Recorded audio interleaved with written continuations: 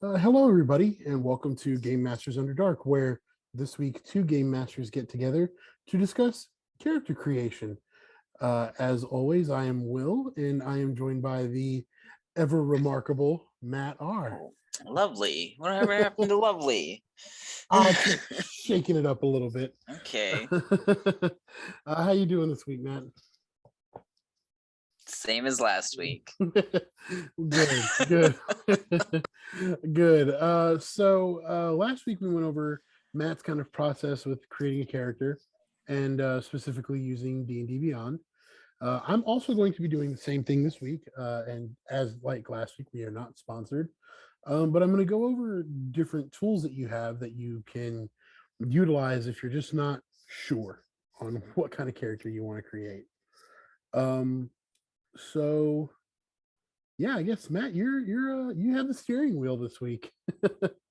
You get to ask me the questions. Okay. It's all going to be about your backstory, because when it comes to how you like to make characters, I'm not a huge fan of, because it's like there's so much randomness. I feel like if you don't tie it all together with a good story, then it just kind of seems like it does kind of seem like you just threw everything together and you're just like, sometimes it don't work. No, it doesn't. And that's why I'll get into the nuance of everything. Okay. So anybody that has watched the show, you guys know I love random tables. I think it's depending on what you're dealing with, they are very helpful. There are other times, like what Matt's talking about, from a backstory perspective, that it can get really messy. It seems like you are way back in the day where random is hilarious, and it's not always the best thing to do. No, it's definitely not. But what I do use is I use the tables for things that that are difficult for me to just kind of conceptualize. And what I'm specifically referring to, we're going to start here in Xanathar's Guide to Everything. In chapter 1, we're kind of right at the end is a section called This Is Your Life. I know that I've mentioned it before, but I'm going to kind of go over the things that I utilize from this the most. So I'm actually going to start at the bottom of this list. There's class and race. I've never used either of those tables. Granted, they're actually not for the player to use on themselves, although you could. I do try to go in with like, what do I want to play? What haven't I played before? Being relatively new, I still haven't used all of the classes for sure, but obviously not all the races. So I actually don't utilize those tables that often. But the ones I do use are at the top, where it starts with origins. So there is the classic trope, especially with D&D, that your parents were murdered or they were kidnapped, and it doesn't have to be that way. It does make for an interesting story and can be something for the DM to use. But literally, the first table is parents, and do you know who your parents are or not? You roll percentile dice, and it tells you know who your parents are or were, or you don't. Do you know who your parents are, Will? You know what? I will. Let me see. Oh, my son took. My son took my bag of dice. I'm actually going to roll some real dice for this. Oh, snap! I know. Going real life with it. I am mostly because when I roll it in my ears with my headphones, it is really loud and hurts my ears. So let me see. There's a D. There we go. I got a couple. So a lot of these die rolls are percentile dice, which are kind of nice. But there are a couple like D12s, D10s, stuff like that. So I'm just gonna roll the percentage, and 81. I know who my parents are.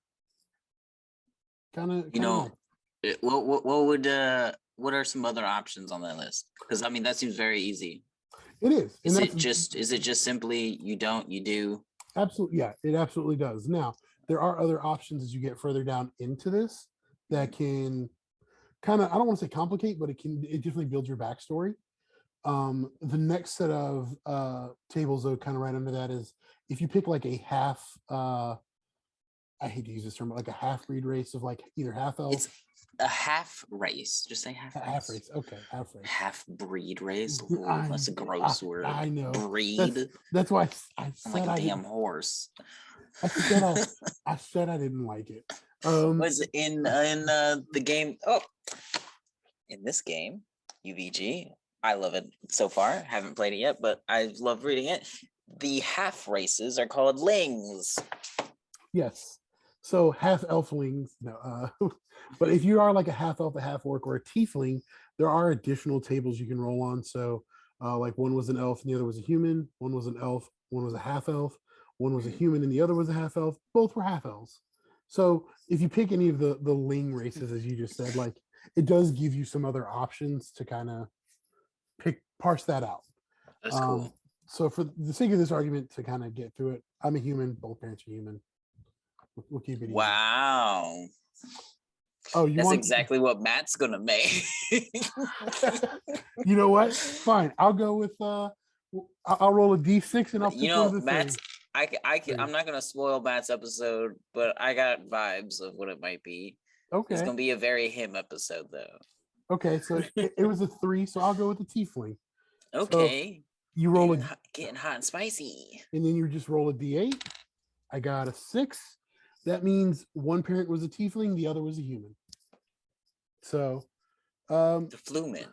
Yeah. So at that point, it's kind of like you pick mom or dad, however you want to do it. But you have that. So then the next thing though is the birthplace. Where were you born? And that is another percentile dice roll. So I'm gonna roll it here. I got a 18. I was born in my home, like my childhood home. Like in the house? Yeah, in the house. Oh, I thought it was talking like what cities and stuff. Like no. I thought it was being specific. No, so it says home of a family friend, home of a. I'm not going to go through all of these, but like home of a healer or family friend. That's right? Imposing. Very, but like home of a healer or a midwife. There's also some of these that, like you said, this is where the randomness would get kind of wild. Mm-hmm. I think it would definitely depend on the race you play, but like a cave, a field, a battlefield, even. Whoa, you were birthed on the battle. I was birthed in the battlefield. That seems like symbolic. Right? But there's some other cool ones on board a boat or a ship. Here's another one, which is kind of tragic, but I've used that one. I've actually rolled this before and I was like, no, I'm not doing this. Sewer or rubbish heap, basically. Ooh, next character, do it, Will. Yeah, I might have to. But there's some but then it goes like Feywild, Shadowfell, the astral plane or ethereal plane, which that's cool for like that's what I'm talking about. Like these tables can get kind of out there to where you do it and you just got a little bit of everything from all over the place and you're just like, well, and I think that's where why like to make a rib. people like want to like you, but you're kind of a lot to take in. Well, and that's why I said like I never roll on the race table. I pick a race that I'm like, oh, this one seems cool. I haven't done this one yet, because that will determine where I pick. So like an astral or ethereal plane or one of the inner or outer planes, that doesn't make sense for a human. Just doesn't. But if I was playing a Genasi, that might make sense. So it really for me comes down to like if what I rolled doesn't make sense, then I'll re-roll the percentile dice until I get yeah. That's kind of the nice thing is these are a guideline. They're not the like you roll this, that's what you have to play. I think it's cool because sometimes that gives you, like I said, like NPCs that I can give the DM. Like if I was born in the home of a healer or a midwife, cool. Maybe there was a cleric that helped my mother give birth, and some years down the line I run into him and he's having problems in his temple and we got to help him out, and I feel obligated because he birthed me. Yeah, he remembers a face. Yeah. Like, I remember you. So some of these are kind of different, but like I said, I think that's where you got to be real Gotta get careful. so graphic with it, Will. Jeez. Nobody online in the like audio part of our viewership is gonna know what you just did. I simulated birth. Oh god, I hate the word simulated and birth so close together. Well, then we'll move on to ease that pain. The next thing though is siblings. I've used this one quite a bit actually. This one's a D10 roll. So where's my D10? There it is. And I'm just gonna roll. I got a 3, so that means I have to roll a D. This is 1D3, which I basically just roll a D6 and do it that way. I got Almost like siblings, like in your backstory, because they're just because like usually they're around your age, so they're just as capable of aspiring to what you are doing right now. Exactly. So like you can make them the same level or stronger. Absolutely. So like I got a 2, so I have 2 siblings. Easy enough. And then you just roll the birth order. So I roll 2. I was about to say, I was like, is that something you pick or you Yeah. just So I roll 2d6. let that dice talk? I got 7. I'm the oldest. So I'm the oldest of 3. Which, funny enough, that is how it is in real life. I am the oldest of 3. You're rolling your real stats. Let's see how this goes. So yeah, now I'm terrified. The next one though is family and friends. So this one's kind of nice. It's where did you grow up specifically? Great. And this is another percentile. I roll. I got 20. I grew up with my paternal or maternal aunt, uncle, or both, or an extended family such as a tribe or a clan. So I did not grow up with my parents. I know. Snap. So like I know who they are. I was probably old enough to like maybe 5, 6 years old, and then something happened to them. Cool thing is, there's a table for that too. Absent parent. So yeah, in this case I would roll twice, but this one's just a D4. I roll, I got a 2. My parent was imprisoned, enslaved, or otherwise taken away. Well, depending on the class I play, or not the class, the race I pick, it's possible they were taken as like a prisoner of war. One of them, at least. Is that what you're saying? Sure, we'll go with that right now. Or imprisoned. Snap. We'll say they were imprisoned. What they do? I don't know. Well, let's find out what happened to the other parent. They were also imprisoned or otherwise enslaved or taken away. So maybe they ran away. See, I can change that because if I had rolled a 3, your parent abandoned you. So maybe both my parents just up and left me and my siblings. Wow.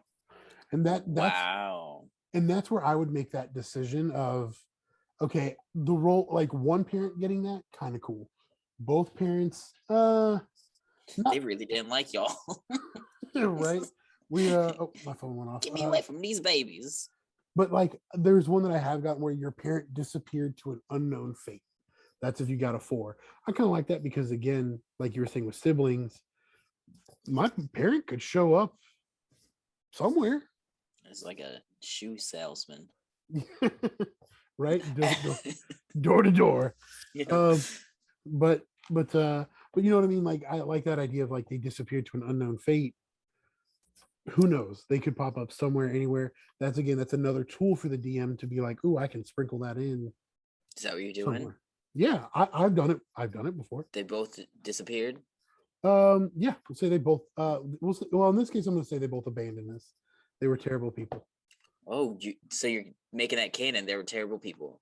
Terrible people, but that also means I can find them and hunt them down later. And whoa, hunt them! Absolutely. They're still people. Gee, I'm out. I'm a bounty hunter. Out for blood? Are all your siblings out for blood? You guys had a little band? Nope, just me. Just me. This is what he does in games too. I'll ask him a question. It's just yes or no answer, and he'll just be like, "Let me roll for it." I'm like, "Okay, sure." Yeah, whatever gets me an answer. Because you know what? Sometimes, especially with either of you or the other Matt, sometimes the no answer is just as intriguing as the yes answer. So I'm like, I can't pick because I know both of you, and this could get weird real quick. So sometimes I do it, especially if it's one where I'm like, I don't know. But the next thing, after you've got your family situation figured out, or at least your parent situation, the next thing is your family lifestyle. So like, how do you guys live on a day to day basis? And you roll for that. Let me see, 9, 10. And did as a puppy. Modest. I had a modest upbringing. So Modest upbringing.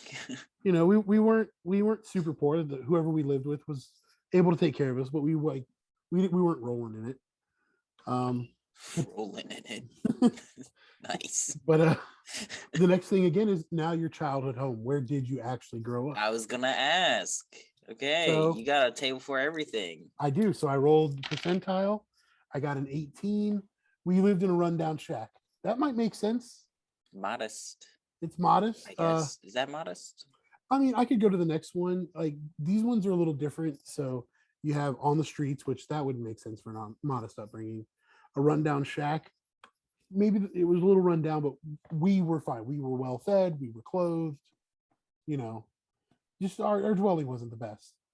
The next one is no permanent residence. We moved around a lot. Encampment or village in the wilderness, which would fit the tribe, which was one of the options that popped up. Like we have a very tribal community. So a lot of times I will just, when I'm doing this, write down what I got. And then if I see something like this where, oh, we grew up in a village or an encampment in the wilderness, and the option of who raised me was a tribe or a clan, boom, that Boom. The I could, clan was in the wilderness. right. And that And was then who so raised me. was I, but my parents were nowhere to be seen. Exactly. So there's a few other options on that list, obviously. But like that's kind of how I pick that. And again, these are, if I roll something where I'm like clearly, if I had gotten palace or castle, modest upbringing, no. Like You could roll with that. Yeah, I mean, like you could be like, I was a butler. maybe. Well, I could probably spin it if I sat and thought long enough about it.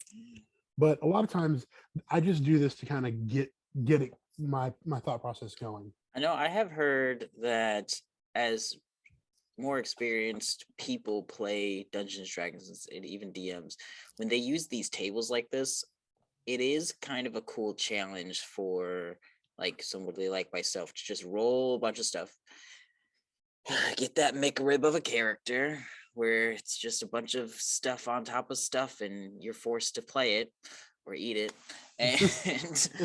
And but to make it work, find a way to connect everything. And sometimes as a more experienced player, you could pull that off. You could pull it off. Yeah, and that's why I said like a lot of times I just write it down first, like on a scratch piece of paper, because as things pop up, I can start to make like the one we just used for the example. I can start to connect those threads, Yeah. and then Threads. when I'm writing my backstory, like actually writing it out, I can be like, by the unexplainably at the age of 5, 6, whatever, our parents abandoned us. However, the tribe took us in and raised us. Uh, Amongst all the houses, everybody chipped in. So we were we were never left wanting. Boom. Connect those threads, make a shirt. Exactly. So never heard it put that way, but it works.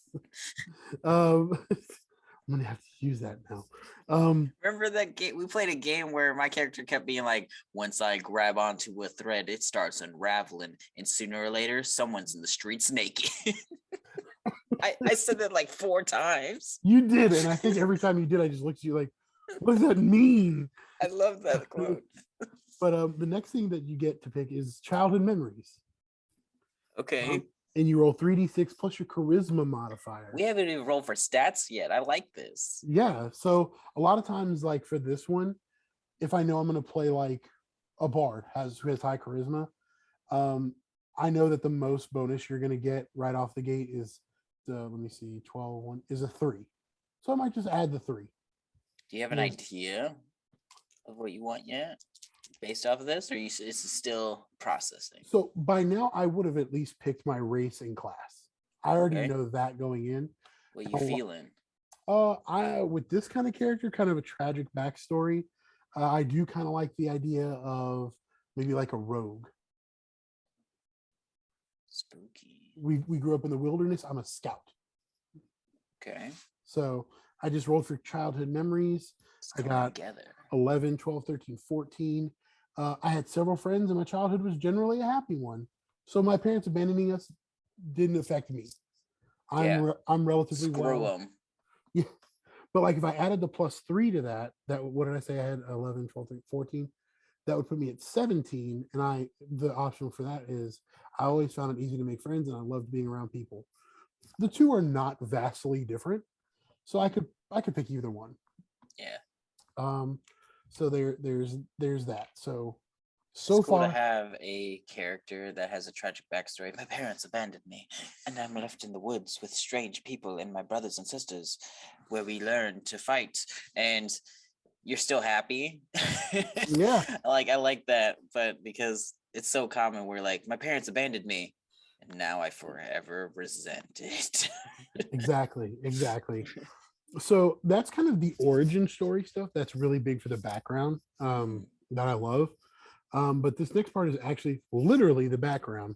So like we discussed in your episode about like the Hermit, you went Gladiator. There's a bunch of other ones. I've lost count with all the different books. So But many. this next one is really if you go with the base ones from like the player's handbook. So like I said, we'll go rogue, and we'll say we'll just for the sake of this assassin. Um, but Oh yeah. but in my like clan, I'm not necessarily a criminal. Like that's just part of our lifestyle, like a ninja clan even. Okay. So I wouldn't necessarily go criminal. I might go like folk hero. I might be pretty important. I can roll a d, Might be pretty important. Give yourself some credit, Will. but I roll the d6 and it says I became a folk hero because a parent or one of my relatives was an adventurer and I was inspired by that person's courage. So we know it can't be a parent, Yeah, I was about to say. but it says or one of my relatives. Well, one of the options was for me to be raised by my aunt or uncle. So maybe my uncle was an adventurer and he used to tell me stories at dinner or before bed, like that was my bedtime story. And I was Okay. like, man, I want to do that. So that's why I'm a folk hero. My uncle inspired me. Um, Kind of the next thing is your class. So I went rogue. So I kind of do the same thing. I'm scrolling down to it. I roll a d6. I became a rogue because an assassin or thief wronged me. So I focused my training on mastering the skills of my enemy to better combat foes of the sort. So I picked an assassin before even knowing that's what I got. Someone killed your uncle. There we go. There we go. He used to tell me the stories, and now he's dead, and I'm out for. You walked in. Hey, Unc, I'm ready for a story, and there's just some person Yeah. knives in his chest, and you're like, a gasp.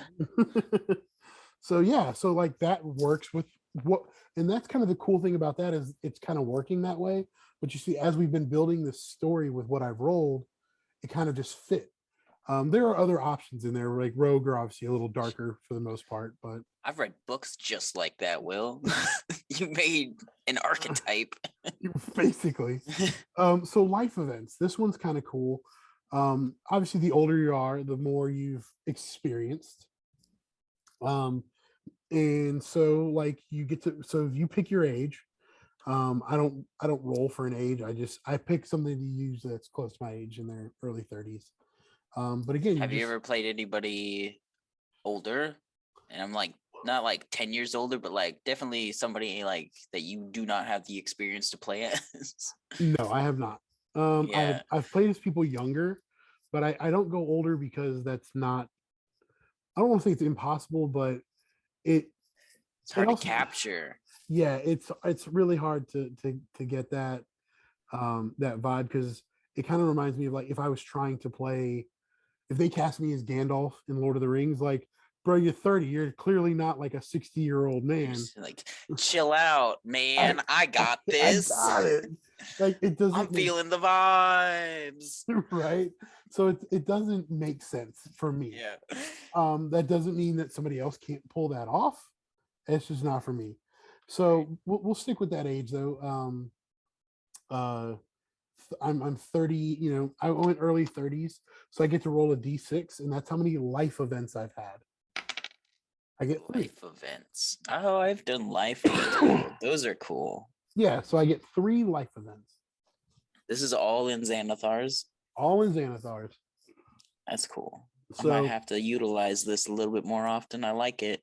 yeah, so like I roll a d100. First thing I get, 69. Can't even make that up. Dirty.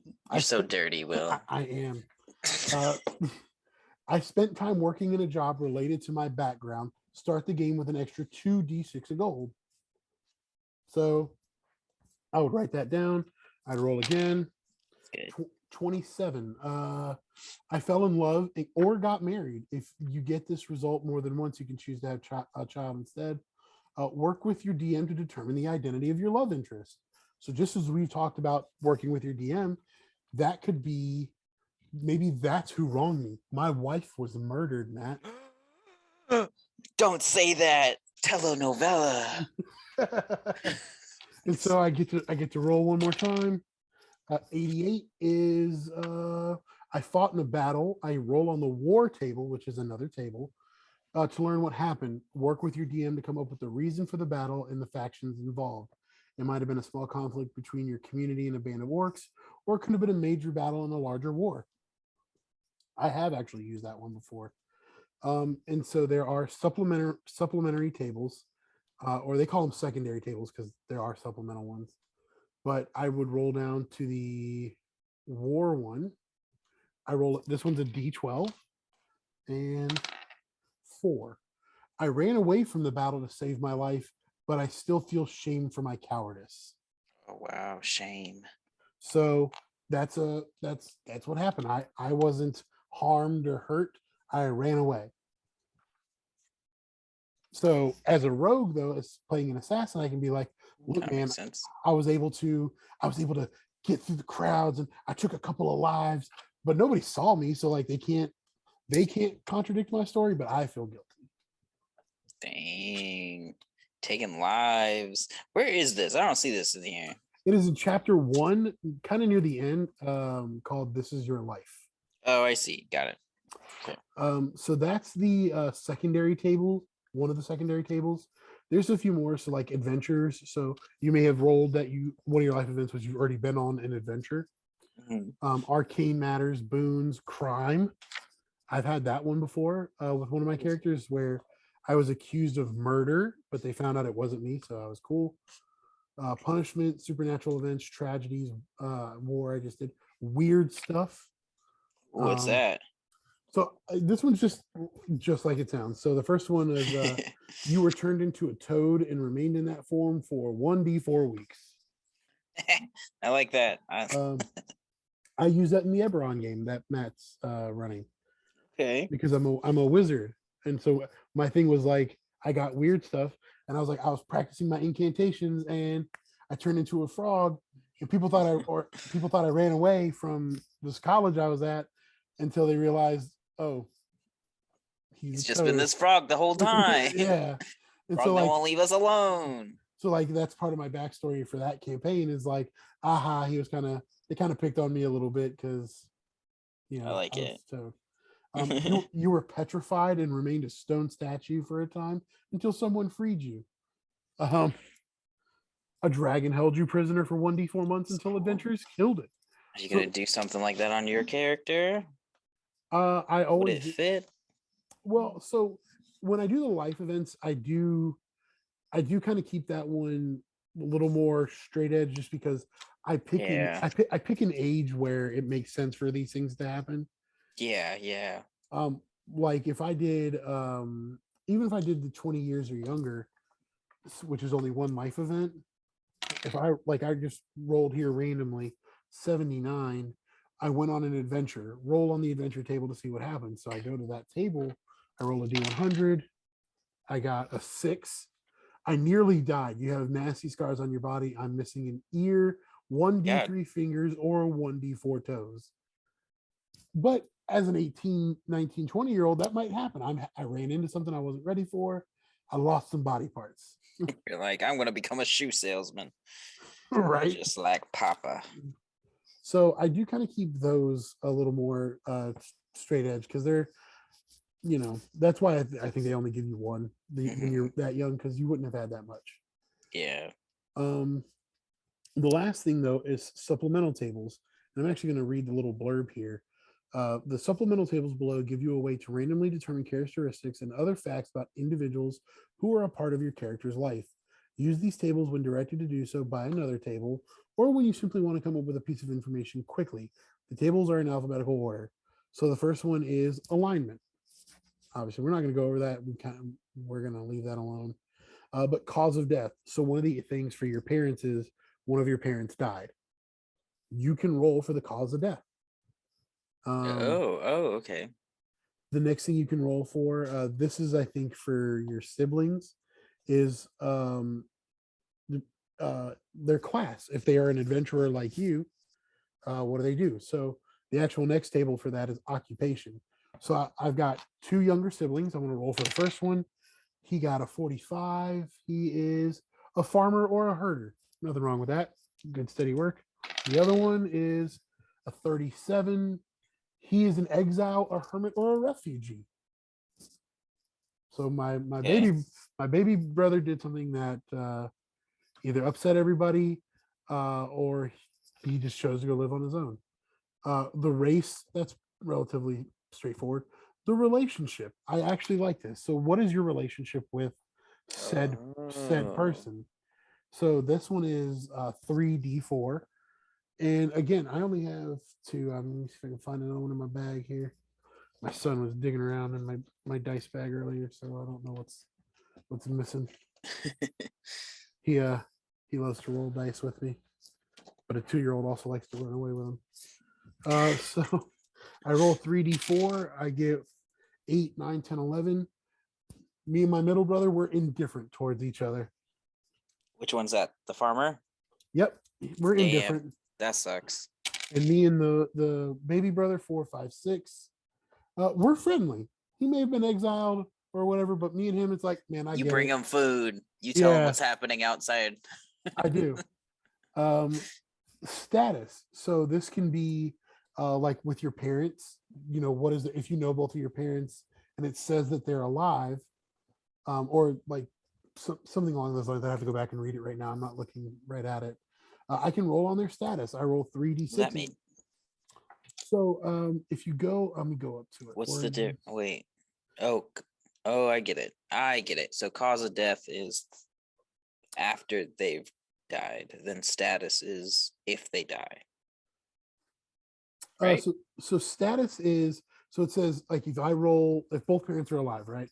Mm-hmm. So you roll on their, if it said both of my parents were alive, which is an option. If you go back up to parents, and you go to not birthplace, not siblings, family, it says like who raised you. So one of them is single father or stepfather, single mother or stepmother, mother and father.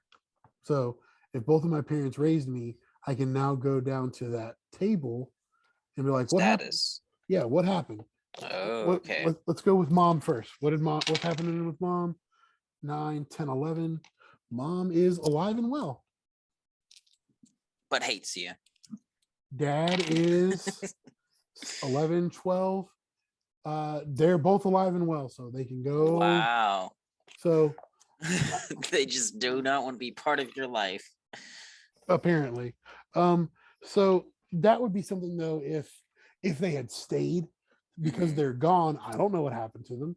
Right. And that's really something where tell the DM, and the DM can be like, yeah, they can maybe show up. Right. Or they might be like, would you be okay with that? And the reason I say that is there are some people who they may roll with these choices, but a lot of people's personal lives will inform their characters. And if say somebody who you're playing with was abandoned by a parent. That may be a Yeah, this pain whole point. thing might be troublesome to somebody. Exactly. So you always want to be you want to be aware of that, and you want to be sensitive to that. I'm we're kind of joking around about it because it's just random rolls, just to And prove a also, we point. know each other. We know our Yeah. sensitivities. If I didn't know Will and I was rolling the said character you're making right now, maybe you would have a problem with it. I don't know. Yeah, and so yeah, so just know your table. I think Yeah, we yeah, mentioned that, but I always like to put that disclaimer out there that we're joking around, but somebody watching this may be a very real thing, right. and it's for them. It's not a joke. So just be Your sensitive character's to that. so dark and brooding. Will Right. mine was literally I mocked a king and got put in the pits.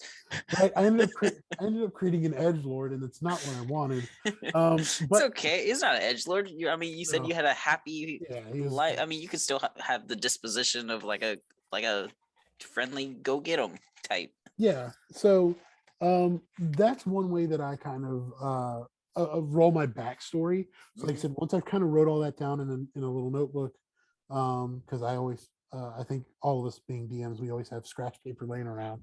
Once I've written it all down, I'll start. For me, I kind of have to type it up, and once I start typing and I'm reading over my notes, like I check things off. So uh, I have some siblings. Check. Did this. Check. And then it's like, okay, as I'm going through the different items on the list, now I can start to really formulate a background.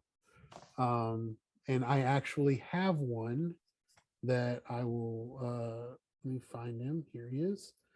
So I use this for my guy in Matt H's game. Uh, Riceman goes by the name Rice because random table picked his name too.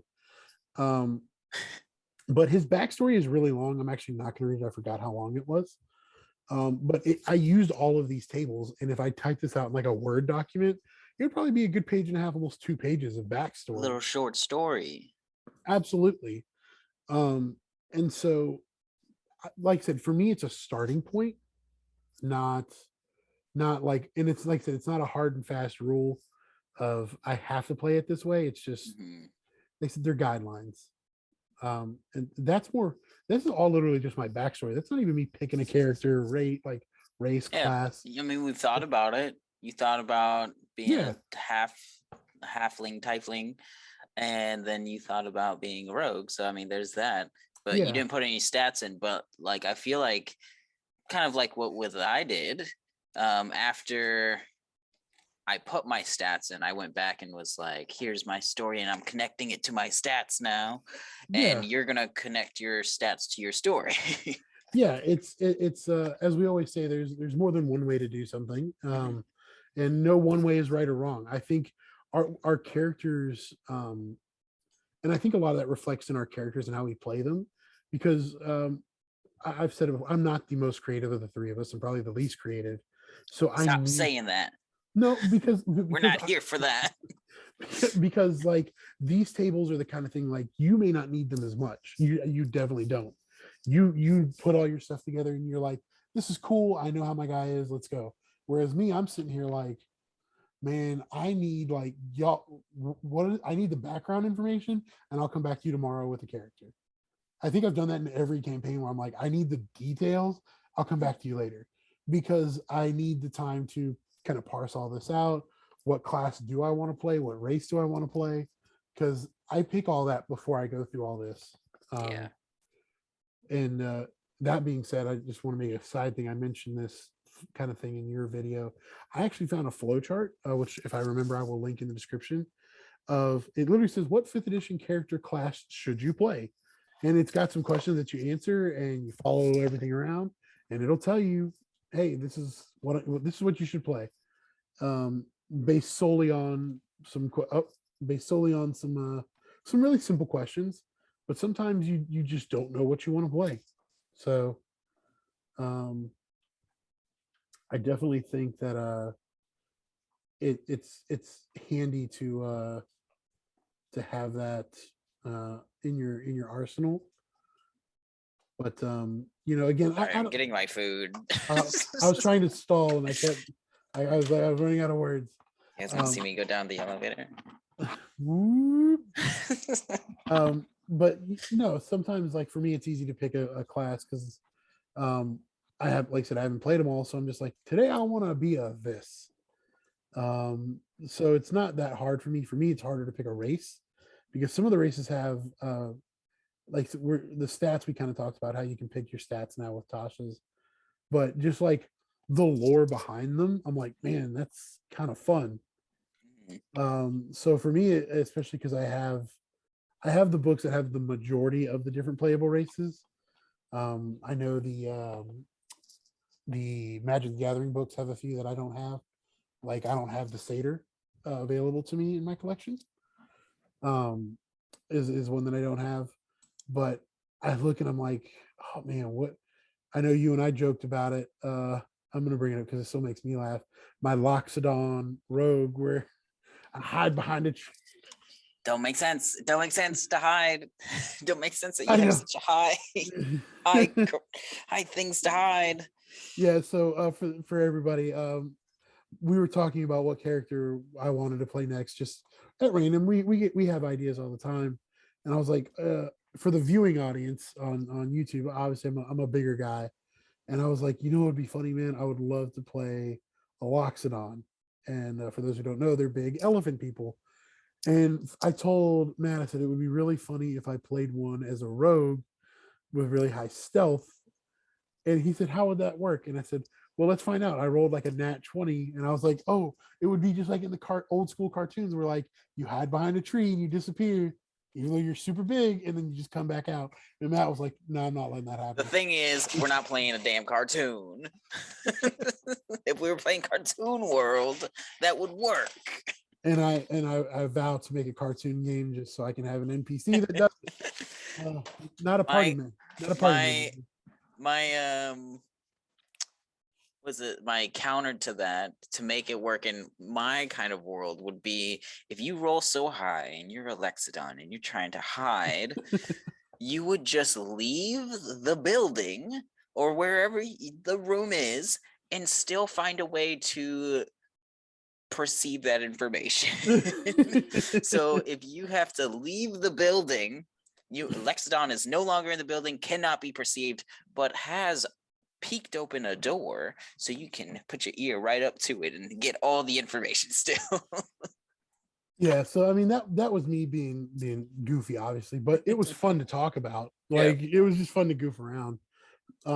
But you know, some of these races are really cool, and like I said, I love the lore and backstory. I research them all a little bit. So a lot of times for me, that's the hardest part. I'm like, oh, like a kobold. I want to play kobold so bad now. I want to be a tiny dragon person, but I don't. I don't know what class I would be. I can be any of them. That's a nice thing. Any of them, Will. Any of them. If we've learned anything from my game, it's any of them. Absolutely, but I like to. One of these days, I've always made like kind of semi-serious characters. One of these days, I'm gonna make a kobold assassin. I think that would be cool. He's really small. It kind of works in the same way like a halfling would, a small little assassin. So I like to use those kinds of things to my advantage. You know what I mean when I'm making a character. So a lot of times I pick my class before I pick anything else because then I'm like, who would be cool to be that character? Right. And then I go from there. So yeah, that's kind of my thing. I know we've talked about it like a little bit with us, and I've always brought the tables up, but you seem to kind of like some of the options now that I've really kind of walked you through my process. I mean, I like backstory, and the more I am into a character, the more I want to fill out their backstory. So maybe I'll like do like for that Satyr idea, if I ever want to go into it a little deeper, I'll go into that book and go through that table, because all we talked about is his current situation. He's a gladiator, escaped from the gladiator pits, and now is on the run. That would put him into the game. He's on the run. He ran into wherever the players are meeting for the first time, session 1, you know, and that would be like current where they are right now. But about his backstory, we didn't really get into that. So like he might have a family. I did talk about how he had fans. So that's what he cares about. He cares about fans. But we Yeah, can talk about like and what you did. yeah, and that's why I know I've talked your and Matt's ear off about it, but I've never like gone into detail. So I like I said, I don't, they're not the be all end all, and sometimes I think depending on the campaign, I may not need as much you know, as much. I may be like, I like the siblings thing, like you said, because a lot of times siblings are close in age. Um, and I know we discussed in your game you're running the Sunset Witch campaign. I won't say it because I know you like the name you came up with. So I won't use the alternate title. They But call it rootin' tootin', cowboy shooting. I rootin' can't even. tootin' cowboy shooting. But Just like in cowboy game. that one, I think my character has like 9 siblings, with like me being the oldest at like 18 and the youngest being like 8 Use or this 9. table. I did. Damn. I did. And they all I have to find the book I put it in because I have like 8 different notebooks, but they all have like a job or a class, like how they feel about me. Like it's all written down somewhere. I gotta find it, but like that information is all there. And You should send me that list. I'm gonna have to. I thought Being a I did. DM, I should know all their jobs. Yeah, I mean, obviously, like anybody that like, I did like I think there's only 2 or 3 that are like 16 and older that like they have a job, but the other ones I rolled on how do they view me? Are they indifferent towards me? Do they like me? You know, 9 years is like a huge age gap. So it's like, how do they feel about me? I rolled on that table for my parents. Like that's all in there. I really do need to find that and send it to you. I have to type it up, but yeah, so these tables I think are cool for things like that because sometimes I know we talked about with the world building, like having your players involved in your world building. And to me, this is a good way to do that. Yeah, definitely. You know, parents are a strong motivator, siblings are a strong motivator. In my case, you know, I didn't settle on it, but we talked about how an assassin wronged me. And I rolled on the table and it said I was married. Well, while we said maybe my uncle was murdered, it would be a strong motivator to leave my clan, my tribe, to go hunt down the person who murdered my wife. Like that would be a strong motivation to become an adventurer. And so, right? So that's where I love to use those tables. It's really more from a background perspective than which I know we didn't cover as much in your video. It's really more of a background thing than like picking, you know, race and class and doing my putting in my ability scores, because for me that's the easy part. What Right. like race, like I said, I got class, what race would be cool with it, cool, okay, I know where my points need to go, that part's easy, but that backstory is The way I see our videos is that I made kind of a quick character, but I did give him some depth based on the random selections that I seemingly clicked. And then your character has even more depth. And I'm just guessing Matt's character is going to go deeper. probably Matt gets, you know what, though, we said that about the world building and then it was like, we were wrong. So I have it's theories. I look, have theory of what it might be. I do too. I do too. And this video should actually be the one coming out. Yeah, the week of Thanksgiving. So, or no, his will be the one the week of Thanksgiving. What are you thankful for? Yeah, yeah. We might do a little more lighthearted episode, depending on how Matt's goes. If not, we got Christmas coming up for those who celebrate it, and Kwanzaa and Hanukkah, and I feel And like Fridays, I celebrate Fridays every Friday. I work 6 days a week. That's not an option for me. I celebrate Fridays when I work. I walk into work to be like, it's Friday. That Vanessa Hudgens song. Start singing Friday.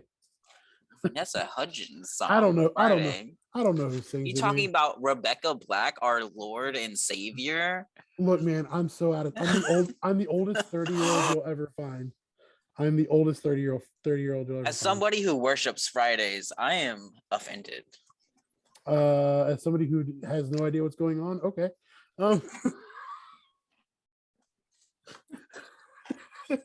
Will doesn't know. Will doesn't know Friday. My gospel. I don't. All right. Well, that being said, guys, I think that's everything I have. Matt, do you have anything else you wanted to add? That was a cool look into Xanathar's guide. Yes, that is the Even book. though I own it, I just missed that section. But you know that, like I said, I think that's the book I talked about the most. And honestly, it's really just for that section as character creation. Like I mentioned in your video, if you're as a DM or even as a player, like to allow your players to pick whatever, especially using D&D Beyond, Tasha's is a lifesaver. But for help building that backstory, especially for new players who may not be comfortable with it, Yeah, like it just gives you a little something. The player's handbook, which we didn't discuss, has some of those things as well. If you go into like the backgrounds, I know especially like the acolytes and hermit and all that. There are some more of those tables in the player's handbook as well. So between having those 3 books as a player, those are the 3 I recommend simply for giving yourself as many options as possible. Whether it be especially if you're looking for inspiration. Yeah, absolutely. So whether it's online or you saw Matt pull out his copy of Xanathar's, depending on how your group plays, just those 3 books to me are the most essential. They've helped me with DMing quite a bit. Even the DM Dungeon Master's Guide is there, but these things kind of give you more broad, strokes to play with. So yeah, that's all we got, guys. As always, if you enjoyed the video, like, comment, subscribe. We enjoy making these videos. It's fun because these are conversations we have off camera too. So sometimes we'll have the conversation off camera and be like, damn it, we should record. Yeah, that would have been a good episode. And then of course we forget what we talked about when it's time to to record. But we also do have our Patreon that is up, and we've just got a couple of tiers. We're still working on that, trying to get more ideas for you guys. And then of course we have the audio only version of the show on all the major platforms: Spotify, Apple Podcasts, Google. So if you don't want to watch us be goofy on camera, or Matt get his food, or you can listen to me chew it. Yeah, right, exactly. So as always, guys, like I said, we hope you enjoyed everything. Have a happy rest of your weekend, and happy gaming. So I'll see you next week. I think Matt likes future jokes.